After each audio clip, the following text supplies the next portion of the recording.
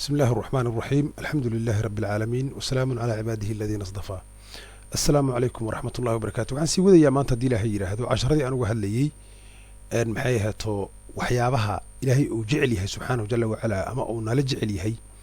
iyo waxyaabaha uu neceb yahay ama uu nala neceb yahay inaga inaan sameeyno qof walba oo muuminana looga baahan yahay inuu la yimaado waxna laga rabo inuu la yimaado waxna laga rabo inuu ka reebtoomo oo uusan la imaanin waxaan soo sheegnay 18 arrimood inay yihiin casharkan ka horeeyay casharka horeeyay waxaan ku soo qaatay laba arrimood oo muhiim ah oo ah mufsad iyo mu'tad maanta waxaan ka hadlaa sida cadaaladu tahay hadii ilaahay yiraahdo taqwo iyo waxaan ka hadlayaa ihsaan waa laba cashar oo aad iyo aad u culus weeyaan diinta islaamka dhexdeeda labadaas arrimood oo muhiimka ah oo ah qaybaha ilaahay nala doonayo sideed arrimood oo ilaahay nala rabo laba kamid ah ayaan waxaan jeclahay maanta inaan ka hadlo kow taqwo markaan leenahay taqwo maxaa la yiraahdaa quraanka dhexdiisa taqwo waxay ku soo aroortay 258 aayadood intaan ogahay aniga ayaa waxay ka hadlaysaa kelimada taqwo ka hadlaysaa waad dareemi kartaan marka aad iyo aad ay u miisaan culus tahay macnaha wax walba oo taqaano oo la xiriira ama arkaanul iimaan ama arkaanul islaam dhammaantood tiin waxba laga reebin waxay soo hoos galaan baabu taqwo soo hoos galaan maxaa kugu daliila Allah subhanahu jalla wa ala wuxuu leeyahay quraanka bilowga quraanka أعوذ بالله من الشيطان الرجيم ألف لام ميم ذلك الكتاب لا ريب فيه هدى للمتقين متقين تا أي قرآن كانوا ويهي هنون يهداي ويهي الذين يؤمنون بالغيب ويقيمون الصلاة ومما رزقناهم ينفقون والذين يؤمنون بما أنزل إليك وما أنزل من قبلك وبالآخرة هم يوقنون أولئك على هدى من ربهم أولئك هم مفلحون ماشاز واحد كويس تضمان إيمانكي أو قيبكي إدل iyo maxay ahaato salaadii iyo zakadii iyo maalintii qiyaame iyo kutubtii aad ku haysataa meeshaas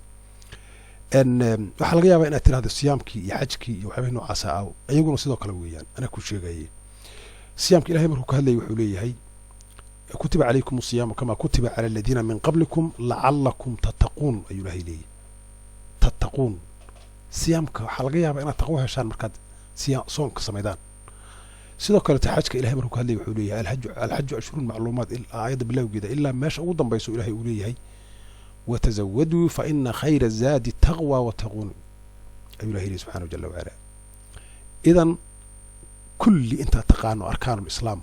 iyo arkaanul iimaan dhammaantood baabu taqwa soo hoos galaan baabu taqwa ayaa soo cumuumaya soo kulminaya waxa jira laakiin waxyaabo kale taajira oo baabu taqwa ku jira iyaguna meeshaan aan ku soo qaadanayna hadii ilaahay yiraahdo وانا كوانا هلا صعو الله ماشان uga hadlaya baabu taqwa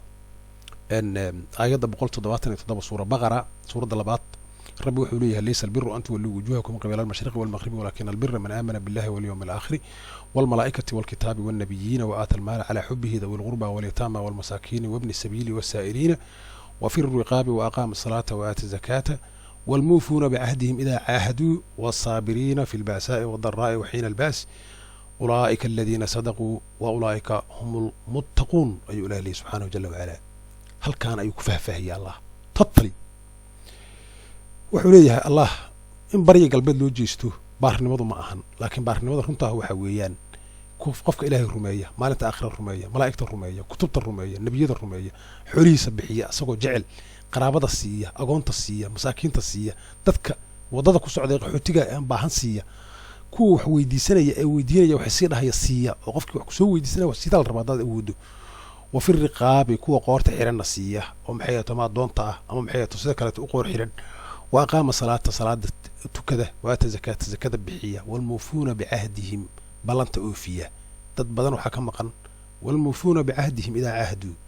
balan hadii aad qaado oo tira waxaan sameeynaya insha Allah waa inaad sameeydaa waajibay noqonaysaa baabu taqwa ku jirtaa salaada iyo zakada iyo maxay ahayd sadaqada iyo ilaahay ul rumeeyo iyo kutubta ul rumeeyo lamita balanta oo oofiyo halkaas ku jirtaa ogaada dad wasaabiriina fil baasa'i wad daraa kuwa saabiriinta oo samra ilaahay samirka si gaar ah ayuu xusay laakiin hadana waxaad arkaysaan samirku inuu galo baabu taqwa inuu galo arkaysaan في البأساء والضراء والكاظمين الغيظ والعافية والكاظمين الغيظ آيات كلا في البأساء والضراء وحين البأس ulaa'ika aladiina sadaquu wa ulaa'ika hum almuttaquun ayuu ilahay yidhi subxaanahu jala wacalaa. marka la soco walaal, samirku ood ku samirto dhibaatada, jiro, owlad yari, dhaqaala darri, maxay ahato imtixaan adduunyo, waxyaabahaas o dhan aad ku samarto, wixii ilaahay ku siiyo ood ku samarto, kulli wuxuu ilaahay ku tilmaamay inay yihiin baabu taqwa, inay yihiin ilahay ku sifeeyey. marka taqwada waa noocaas ahaa. arrinta muhiimka ah waxay tahay intaad taqaanaana waa taqaanaa, intaan kaleeto oo aan isleeyahay dad badan uma yaqaanaan, ballantoo la oofiyo iyo samirka, labadoodaas waxay gelayaan baabu taqwa ayay gelayaan.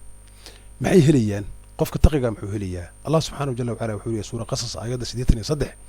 tilka daaru laakhirati najcaluha liladiina laa yuriiduuna culuwan fi lardi walaa fasaadan walcaaqibatu lilmuttaqiin. daarta janno ilaahay wuxuu ugu talagalay kuwa aan doonaynin culuwiga, isla weynida adduunyada arlada dhexdeeda iyo fasaadka aan ku samaynaynin. fasaadkii aan ka hadlaynay iyo culuwigii oo noo soo socda asna aan ka hadli doonno haddii ilahay yidhaahdo, kuwa ka reebtooma ayaa ilaahay ugu talagalay daarta janno rabbi subxaanahu jala wacalaa. waalcaaqibatu lilmuttaqiin,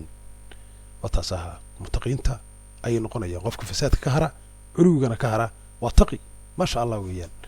markaana waxaan gelaynaa qaybta kaleetaan gelaynaa haddii ilahay yidhahdo, oo ah ixsaanka. ixsaanku waa qaybta labaad weeyaan, oo runtii aad iyo aad u culus. kitaabka ilahay dhexdiisa 194 aayadood ayaa lagu xusay ixsaanka kitaabka ilahay dhexdiisa. ixsaanka ugu weyn ee qur-aanka uu xusayo waxaa weeyaan allah subxaanahu jala wacalaa wuxuu leeyahay waqadaa rabuka anlaa tacbuduu ilaa iyaahu wa bilwaalidayni ixsaanan. waalidka iyo allah oo la caabudo ayaa ugu horeeya ixsaan. macnaha ixsaan macnihiisuna waxa weeyaan kelimadda ixsaan waa derajada ugu sarraysa ee wax la wanaaji kara weeyaan. awooddaadu in alla intay gaari karto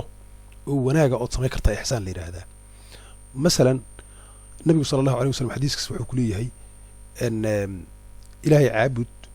haddii aadan u jeedin asagaa kuu jeediye,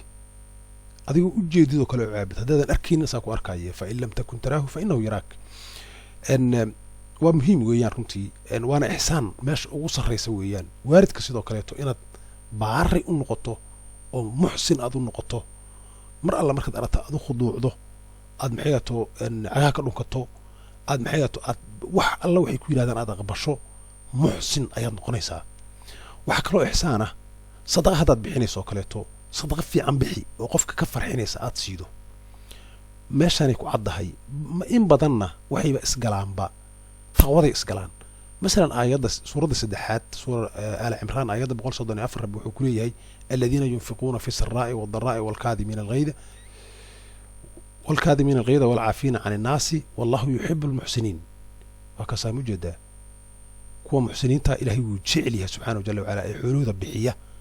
xilliyada dhibaatadu ay jirto oo kaleeto, caradana qarsada oo aan maxay carada la soo boodin, dadkana iska cafiya. dadkaas ilahay wuxuu ku tilmaamay muxsiniin inay yihiin uu ku tilmaamay allah subxaanahu jala wacalaa. waxaad haysataa tilmaamo waaweyn ayaad haysataa oo kuu tilmaamaya muxsin muxuu yahay. guud ahaanna muxsin waxa weeyaan wax wanaagsanaay ood sii wanaajida waaye, shay wanaagsanaay ood wanaaggiisa kordhiso weeyaan. masalan ilahay caabudaa lagu yidhi, waa inaad ku dartaa tadaruc iyo maxay ahaato ooyin iyo maxay ahaato khushuuc iyo maxay ahaato duco iyo ilaahay baryid iyo maxay ahaato toobad, waxaas o dhan ku darto waayo. markaas waxa weye waxaad noqonaysaa muxsin ayaad noqonaysaa. markaana waxaan ku tusayaa muxsin ilahay agtiisa maxaa u yaalla ayaan ku tusayaa. muxsin waa noocaas weeyaan, wax wanaagsanay sii wanaaji weeyaan. rabbi meeshaan kaga hadlaa wuxuu leeyahay subxaanahu jala wacalaa liladiina axsanuu alxusnaa waziyaada walaa yarhaqu wujuuhuhum qatarun walaa dillatun ulaa'ika asxaabu ljannati hum fiiha khaaliduun. kuwa muxsiniinta ah waxaa ilaahay ugu talagalay alxusnaa, jannada la yidhaahdo xusnaa ayuu ilaahay ugu talagalay, waziyaada iyo wax ka siyaadaa.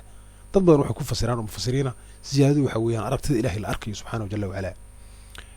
allah laakiin ziyaada u sheegay, wax ziyaadaha u sheegay subxaanahu jala wacalaa. walaa yarhaqu wujuuhuhum qatarun walaa dilla, wejigoodana haba yaraatee dhibaato ma timaado adduunya aakhiraba. macnaha weligood khatar ma dareemaan dadkaas. qofka muxsinba hadduu yahay